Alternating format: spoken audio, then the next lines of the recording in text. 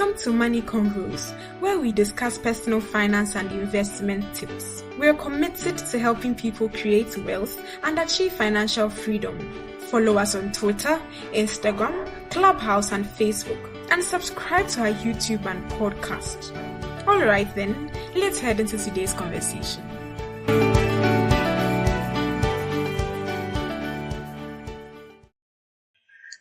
Hello everyone, and welcome back to another episode of Money Convos.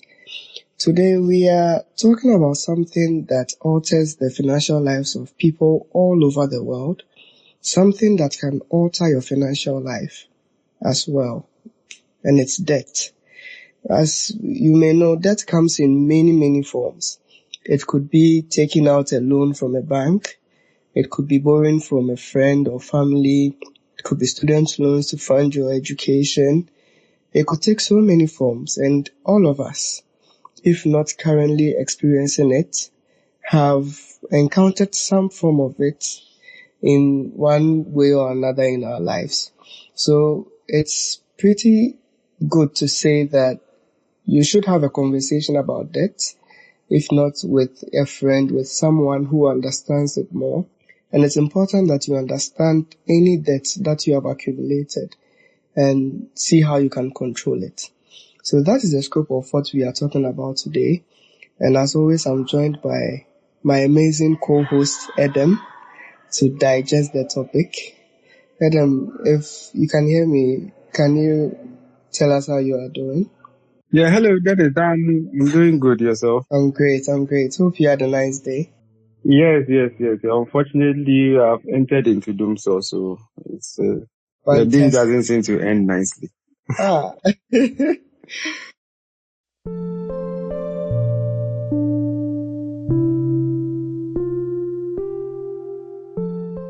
So let's get started by discussing why people fall into uncontrollable debt in the first place. And we say uncontrollable debt because here at Money Convos, we believe that debt is not a bad thing to have because it depends on what you use it for and how you control it. And in the case where it becomes uncontrollable, you can't solve the problem unless you understand it, just like any other concept in the world. So the general thinking among people is that sometimes they take on debt, small amounts, tiny amounts, and it becomes uncontrollable because they are not aware of how quickly small amounts can add up. They don't believe in the power of compound interest, and sometimes they don't even understand how interest works in the financial world. They just need the money, they go for a loan. And so, typical example, you have many people borrowing for businesses, not just in Ghana, all over the world. They need money to open a business, so they borrow from wherever they can to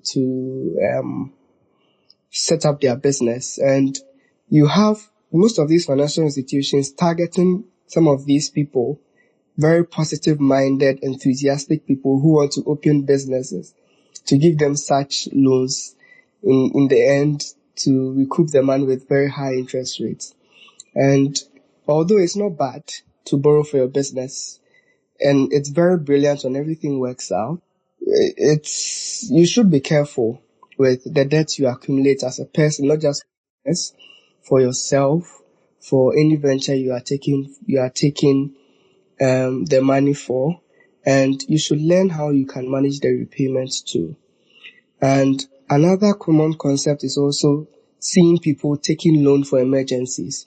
And so it could be school fees, it could be medical bills, it could be other pressing matters that need financial attention, but beyond your control. And sometimes you have no other choice but to borrow. And it's understandable. These things can happen. Most of the time we do this without a plan to pay it back, without any shred of thought into how we are going to pay it back. And in that case, you are putting yourself at a huge risk of being overwhelmed. And so I would love your take on this, Adam. We often hear the saying that the borrower is slave to the lender. I think we've even heard Dave Ramsey say it. So, in your opinion, is it right to say that all debt is bad? Yeah, Dennis. So just like you said, we've heard Dave Ramsey talk about it, and it's actually a general principle that I live by. If you quite remember, when I had my money story, when I was asked the question, I told Elikem that, look, I for one, I'm averse to taking on debt, because of the kind of risk it brings along with it. That notwithstanding, there are circumstances, like you said, where you may have to undertake some kind of venture or some kind of activity that you would need financing from other sources rather than your own income or your own monies, which might not be enough. So in those situations, you may have to rely on debt. And for me, I normally say that it's very, very important when you are going to take debt, that debt should be towards an income generating activity or some kind of profitable venture that you can use it to pay off the debt in the long run. Because if you take on debt and you don't use it for something that generates income, but it just goes to support your consumption, your regular daily consumption, then you risk falling into the debt distress situation which you are talking about, or being overwhelmed by debt, because you would now be faced with the reality of paying off the money that you have borrowed, and then also interest that accrue. And as for compounding, if you are on the receiving side in terms of you are benefiting, it's very nice. But if you are the one supposed to be giving or paying it, it's not a nice experience at all. So I would say that as a general rule, I ask people, I recommend or I advise people that they should stay away from debt as much as possible. But there are certain scenarios, like, for example, where you are maybe running a kind of business and you need some injection of capital to expand it, and your monies or your resources are not enough, so you'd have to go and borrow to support it. But if it's about personal consumption and some of our little things and our lifestyle inflation issues, which we are trying to use debt to cover, then in that case, it's not a good thing to do. So that's generally how I see and perceive debt. Yeah. Nicely done, Adam. I think I like that distinction you created. So you could say in your head, group the debts that exist into good and bad debts. And just like Adam said, good debt is when you borrow to invest in something that will generate income for you to be able to pay back, or you invest in an asset that will appreciate in value, that when you sell, you can pay back. But bad debt, on the other hand, is when you borrow to buy things that lose value or for your consumption without any plan of paying back. So you can group it into two in your mind, and even with good debt, you still need a plan to manage it. So I guess the question is, what's the very first step I should take if I feel my debt is spiraling out of control? And I think the very first step is simple. You need to understand your debt. The principle is you can't tackle what you don't know, and it means sitting down to make a list of all your debts, including how much you owe, every single amount you owe, who you owe. If there's an interest rate, you have to put it down. And if you have the opportunity to make minimum payments, you have to also put it down. So the very first step is to sit down and understand how much you owe to every single person or every single institution. And once you have a clear picture of your debt, you've listed them down, you may need to prioritize, because whether you like it or not, some debts may be pressing than others. And that's where strategies like debt snowball and debt avalanche come in. So just a bit of background. The debt snowball involves paying off your smallest debts first. So after making the list, you, in terms of prioritization, prioritize from the smallest to the highest if you want to go with the debt snowball method. Whilst the avalanche is the direct opposite. So the avalanche focuses on paying off the debt with the highest interest rate first. Adam, you are our Dave Ramsey fanatic, so I don't know whether you would like to share any insights on the debt snowball and avalanche methods in your own words. So like you said, the debt snowball is normally what for the Ramsey and some other financial experts they push or they encourage people who found themselves in like what you're calling uncontrollable debt, or they start to get overwhelmed with their debts.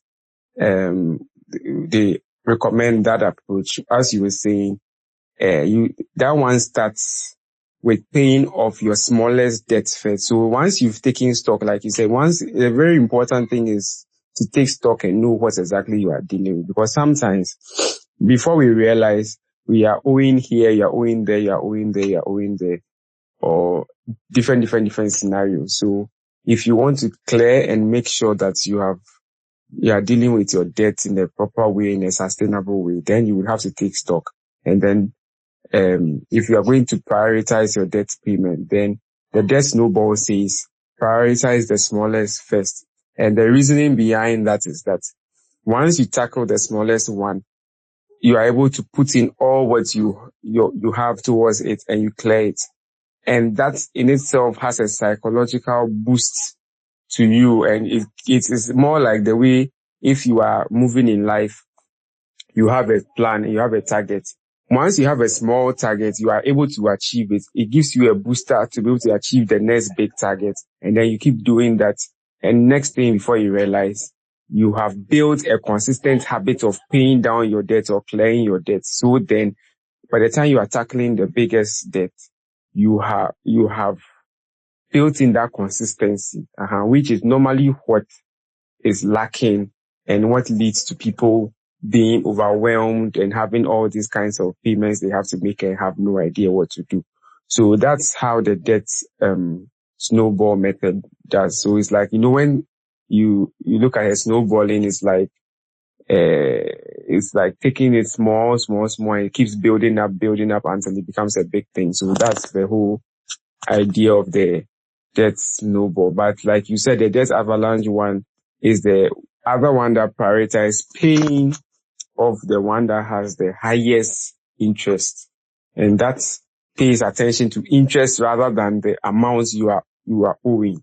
Okay, so that one too, in the reasoning many people give to it is that, as long as you are owing something, interest is accruing. So if you are paying off the one that has the highest interest, then you get to be able to free up your payments so that you don't kind of build up interest payments over the long run. So any of the approaches, I tend to tilt towards the debt snowball more because I think that will help in building a consistency, and which will be needed really to be able to clear the main problem.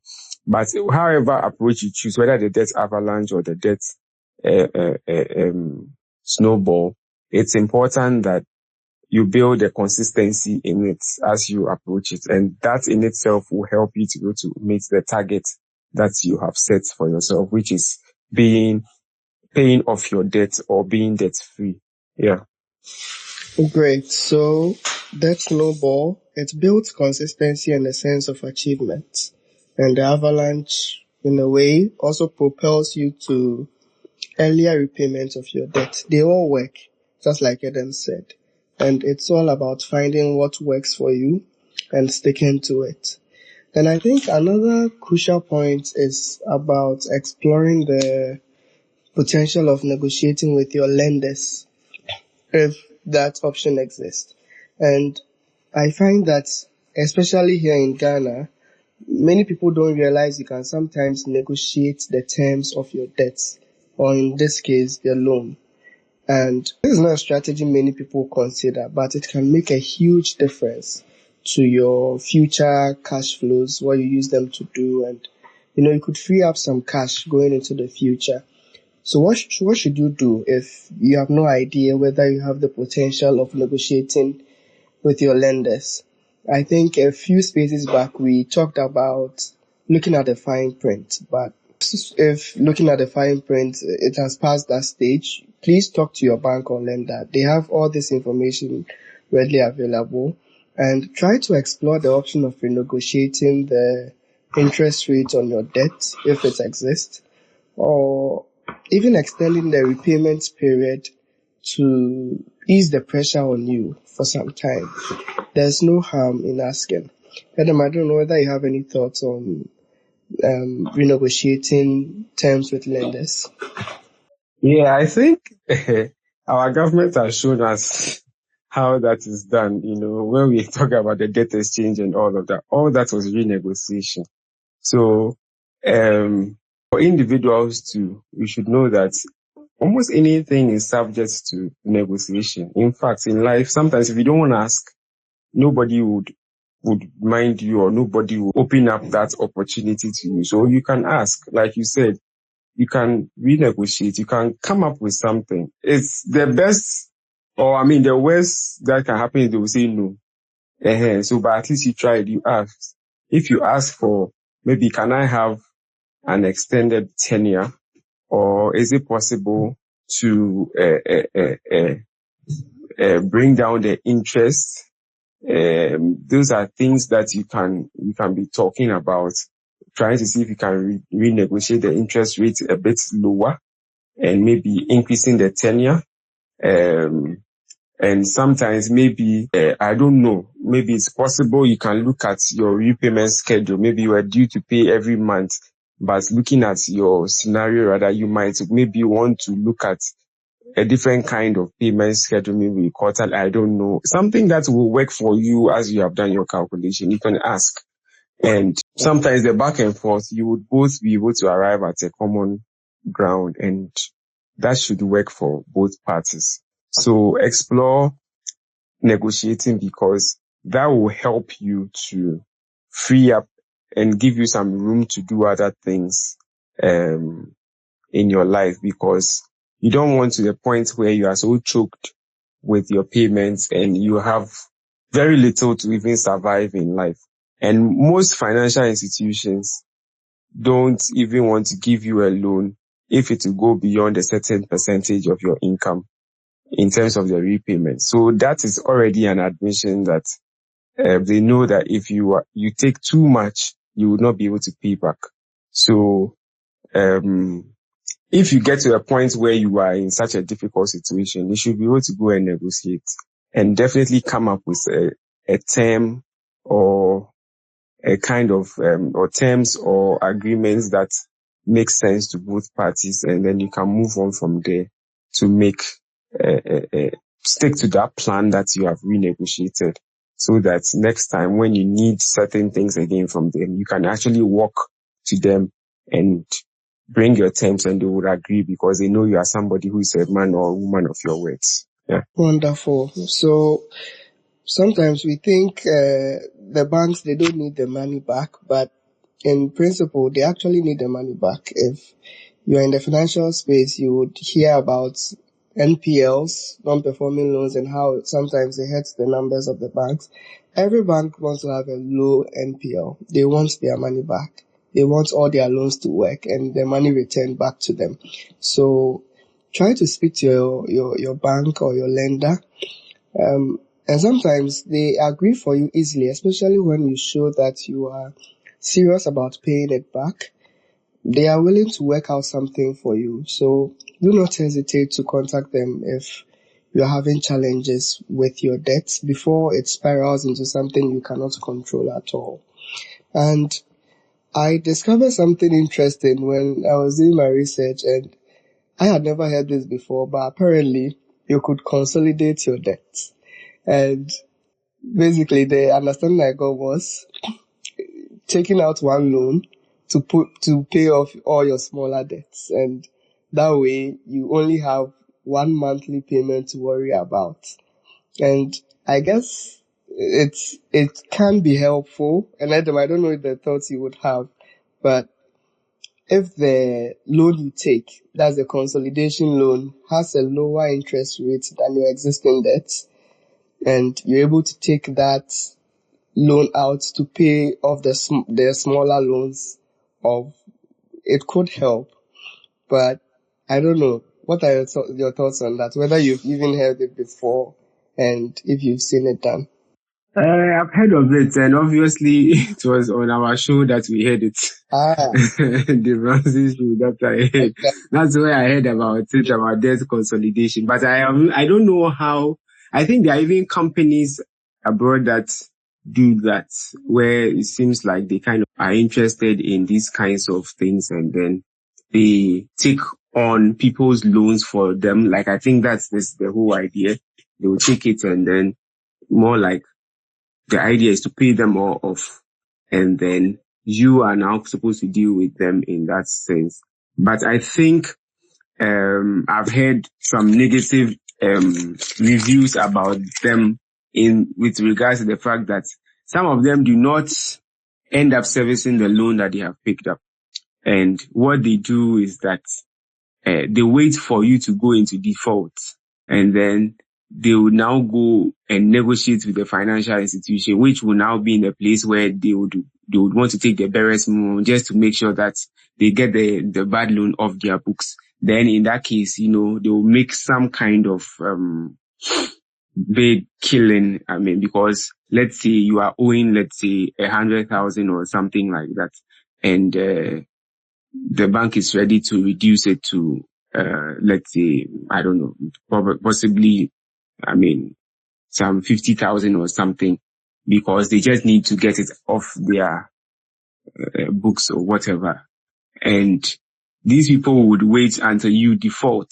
And if you default, then it means that now they will be desperate to just collect their money. So what they do is that they wait for you to get into default. Then in that case, they will go and negotiate with the financial institution a reduced amount.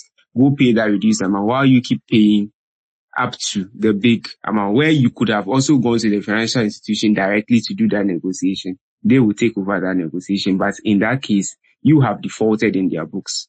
That was the understanding I got about some negative reviews. But like you were saying, it's possible to take that route also, if in the end, like you said, you are going in for a lower interest rate, which will now take and clear off those higher interest rates that you have. And in that case, it means that you would have reduced the burden on you, because your interest payments will now be less compared to if you had left it to continue. So the whole idea is that whether or not you are going for consolidation, you are going whichever route, make sure you are understanding what you are putting yourself into. That's the whole point.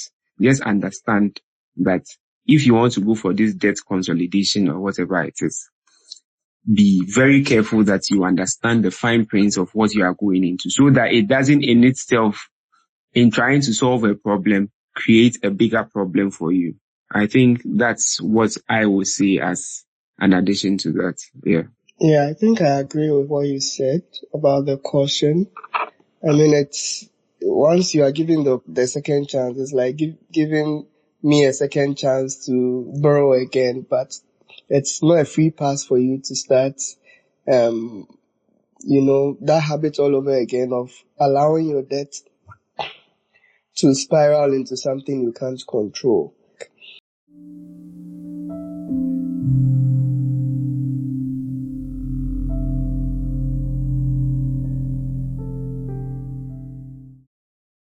And in all this, there's a very important point we cannot ignore, and that's budgeting.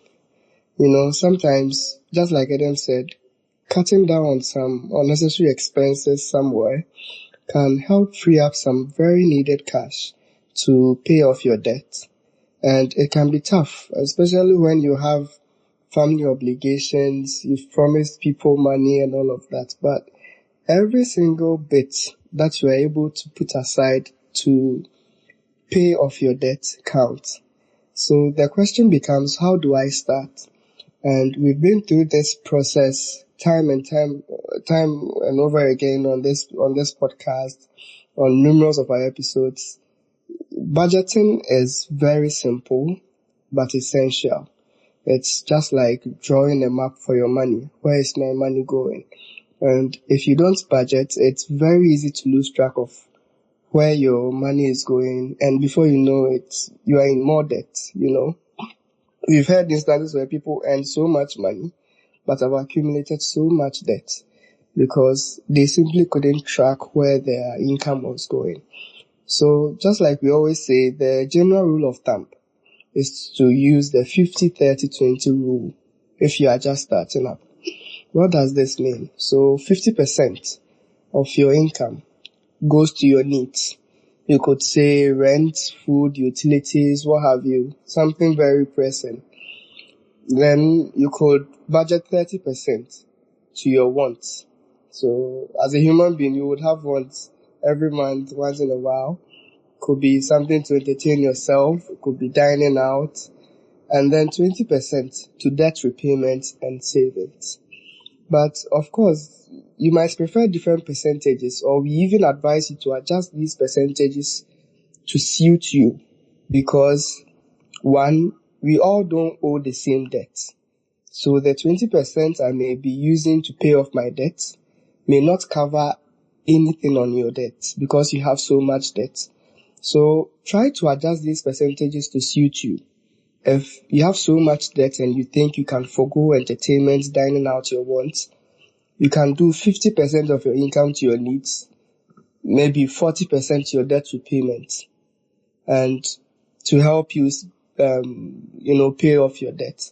And it works. You just have to sit down and decide which percentages are okay for me. If you need to speak to someone, speak to the person. Here at Money Convos, we have spaces every single week where we give you the opportunity to ask questions, send questions to our DM, or join us on our spaces to ask any question you may have.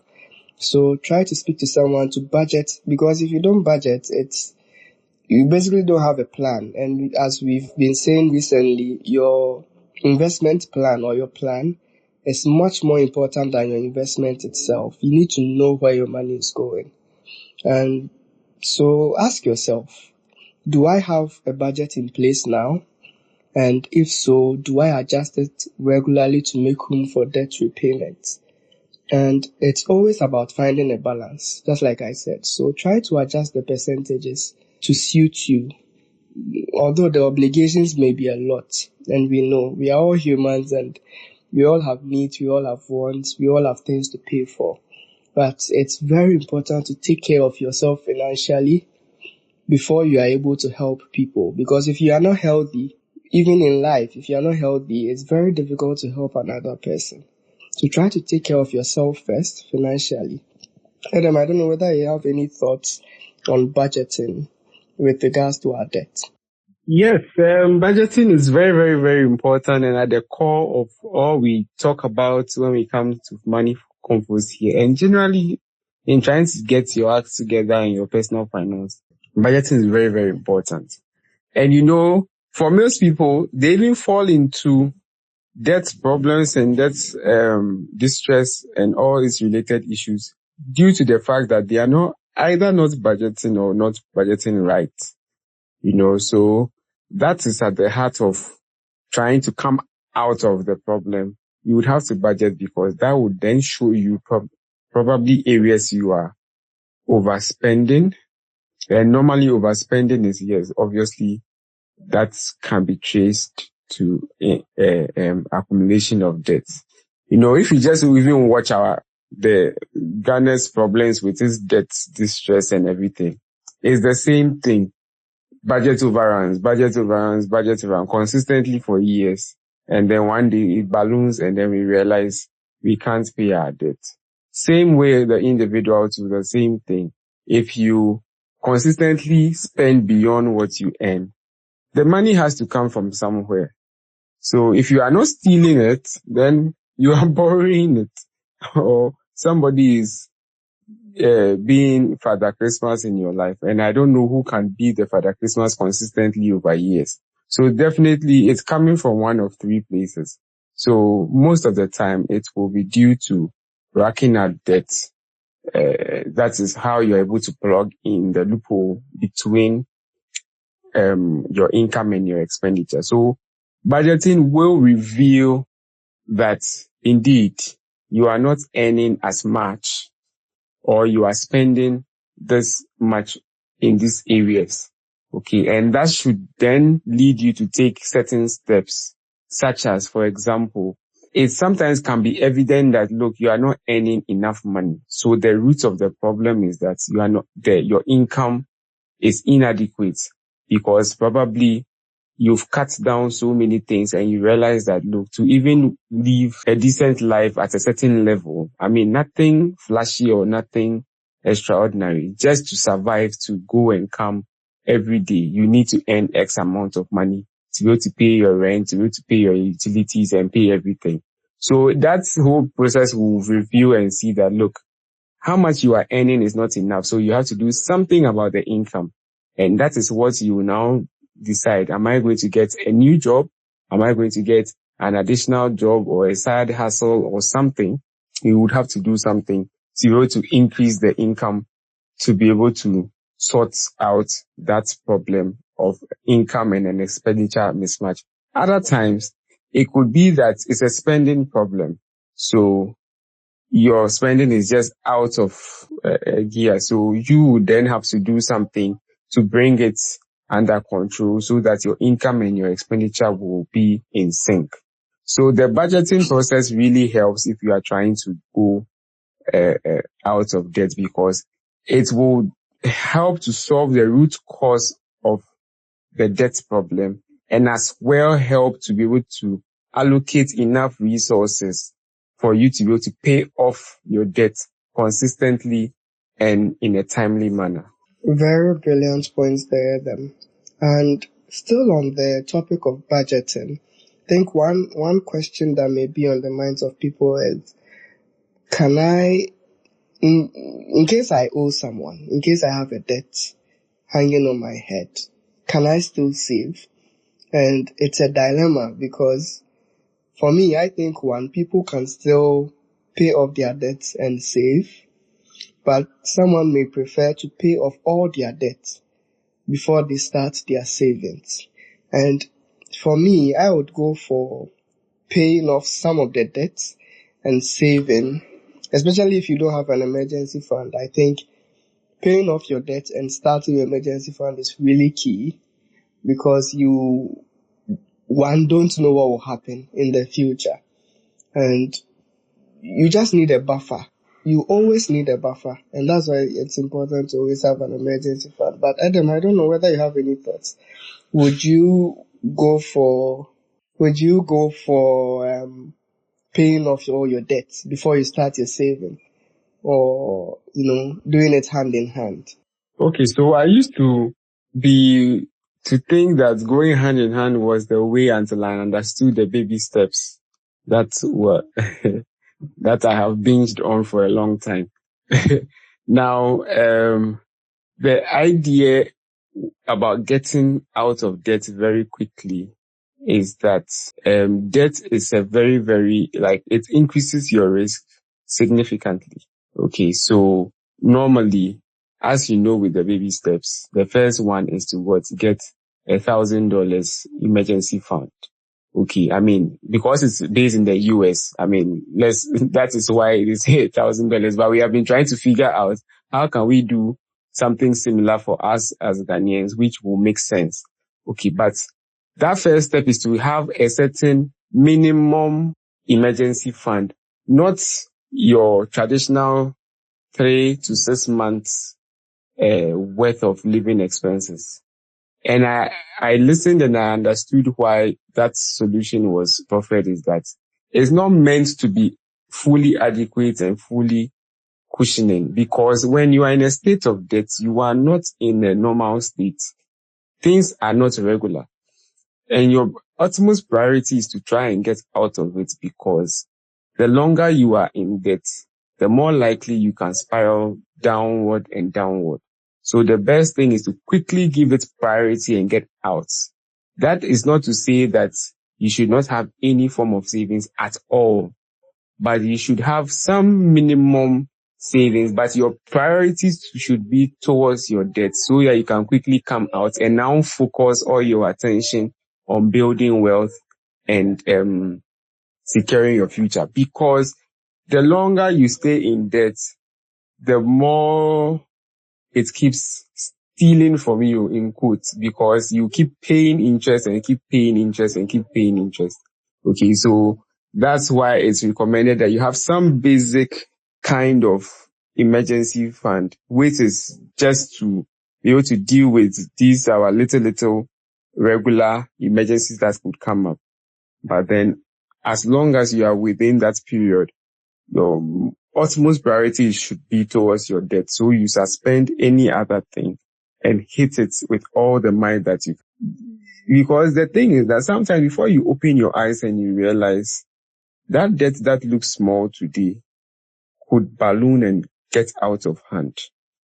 And in that point, it will be even more difficult, and no amount of savings that you are making will make sense. You see? So you would rather take those monies and clear it off, and then make sure that you now come to,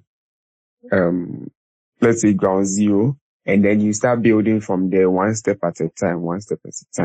But I would also suggest that before you start tackling it aggressively, you should have some minimum, because you can also not be living without any form of financial cover. But at that time, you cannot be talking about building 3 to 6 months, because if you want to build a 3 to 6 months emergency fund, that will slow your progress towards paying off your debt. And for me, I think I agree with those who say prioritize paying off your debt. Yeah. That is well understood. I think I get your point now. So, just like Adam said, the longer you stay in debt, the more it keeps stealing from you. So let's recap a key takeaways from our discussion.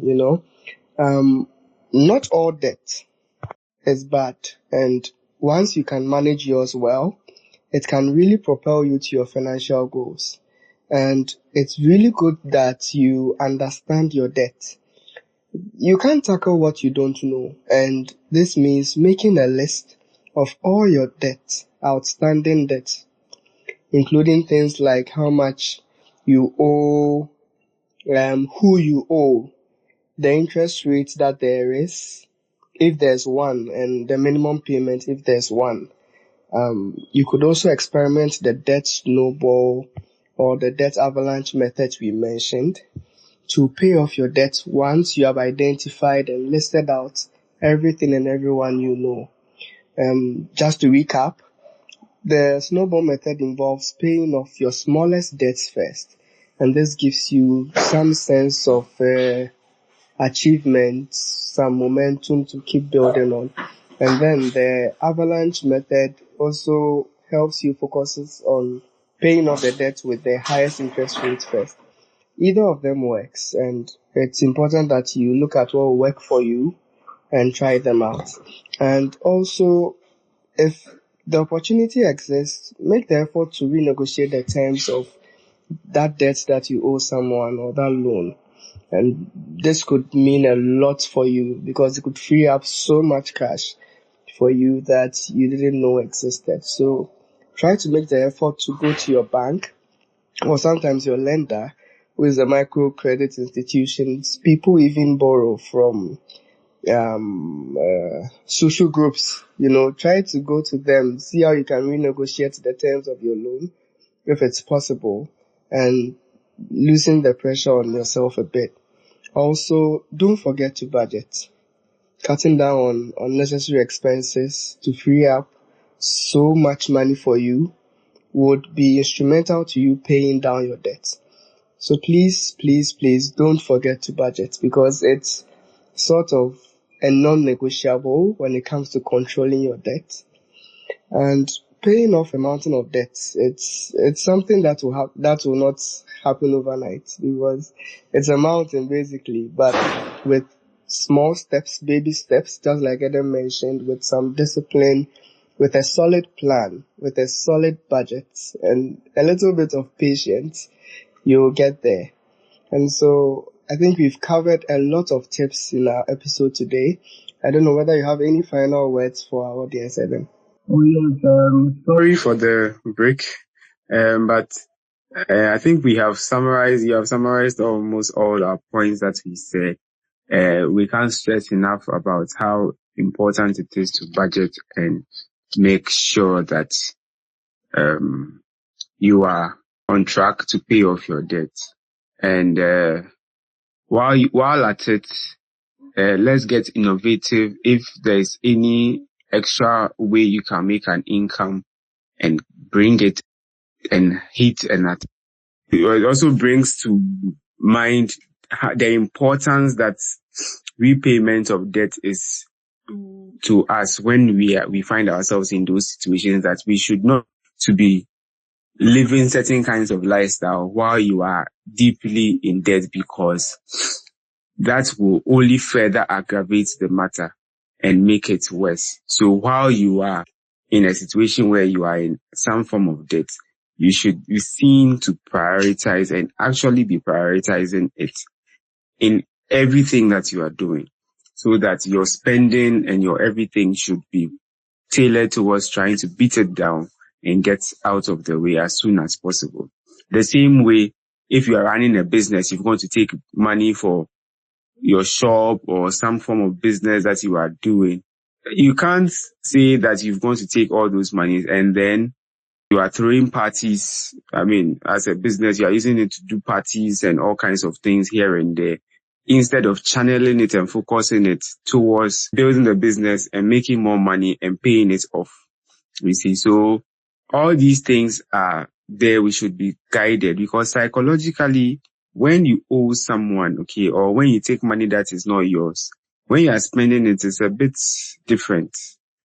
And so that is how come when people borrow, before they open their eyes, they don't know how they will pay back, and they normally don't have a plan. So always have a plan, have an intention to pay.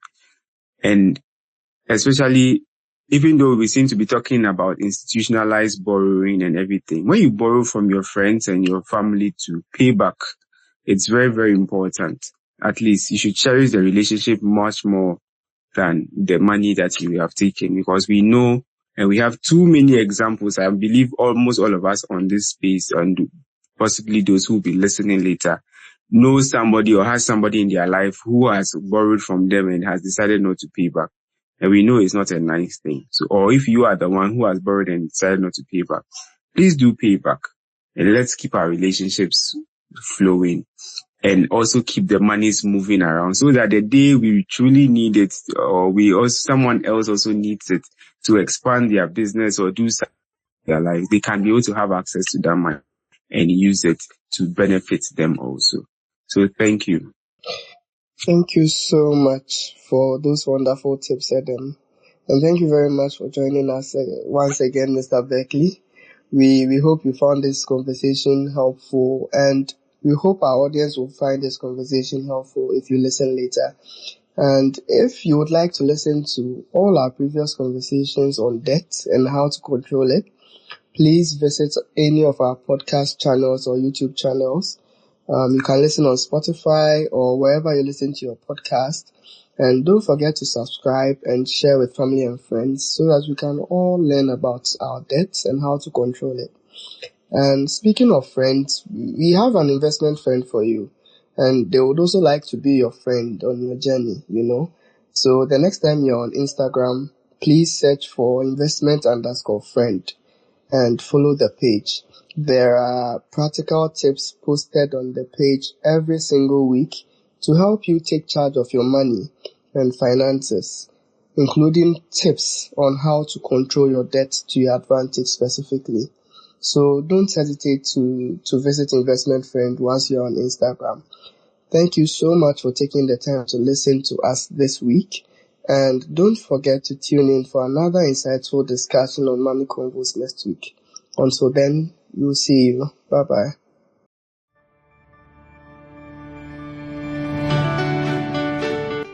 Thank you for taking the time to listen to our thoughts. I hope you learned a thing or two and start practicing. Don't forget to follow us on Twitter, Instagram, Clubhouse, and Facebook. And subscribe to our YouTube and podcast. Do tell a friend about Money Convos so we all become wealthy together. Talk to you soon. Bye.